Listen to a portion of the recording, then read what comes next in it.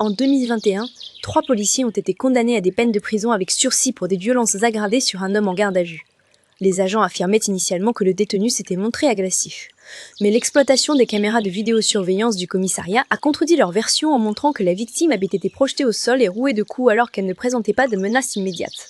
En 2023, un policier a été condamné à 1 an de prison ferme pour des violences volontaires par personne dépositaire de l'autorité publique. Dans les geôles du commissariat, il avait violemment frappé au visage un gardé à vue qui était menotté. Les faits ont été intégralement établis grâce aux images du système de vidéosurveillance interne de la cellule de garde à vue.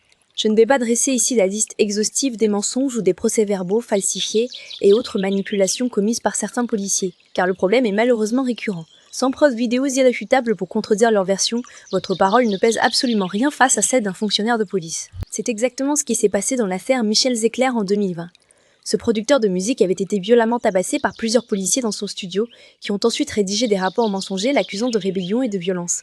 Sans les images de vidéosurveillance qui ont tout contredit, il aurait très probablement été condamné et envoyé en prison sur la seule base de leurs paroles. Sans vidéo, moi je suis en prison pour très longtemps.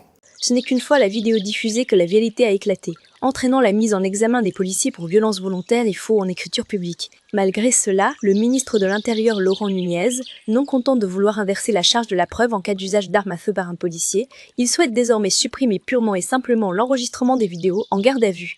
Les caméras continueront à filmer en direct pour surveiller, mais ne conserveront plus aucune image. Autant dire qu'on supprime la seule preuve objective capable de contredire les mensonges de certains policiers en cas d'abus. En résumé, avec ces mesures, un policier pourra faire usage de son arme à feu et tuer quelqu'un, et ce sera à la famille de prouver que le tir était injustifié. Et pendant la garde à vue, il pourra frapper ou maltraiter un détenu sans qu'aucune image ne vienne contredire sa version officielle. Plus de preuves vidéo, plus de transparence, seulement la parole des forces de l'ordre. La parole des policiers deviendra parole d'évangile.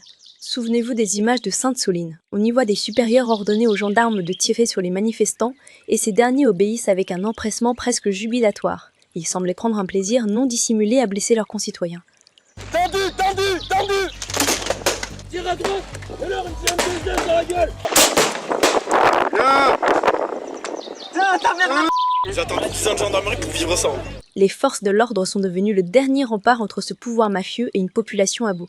L'objectif est limpide, étouffer la contestation en instillant la peur. On l'a vu avec les gilets jaunes, gravement mutilés lors des manifestations.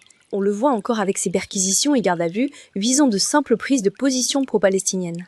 Ce pouvoir cherche à faire taire toute voix dissidente et il ne peut compter que sur la police pour le protéger de la colère populaire. C'est en réalité un marché implicite. La police protège le pouvoir protège la police. Et cette protection passe aussi par l'impunité judiciaire, car un policier condamné pour avoir mutilé ou tué entraînera de facto la désobéissance des autres policiers lorsqu'on leur demandera par exemple de tirer à hauteur de tête lors de manifestations. On peut donc facilement supposer que si les policiers n'obtiennent pas ces protections, une partie d'entre eux pourrait rechigner à obéir aux ordres les plus risqués, notamment lors de manifestations.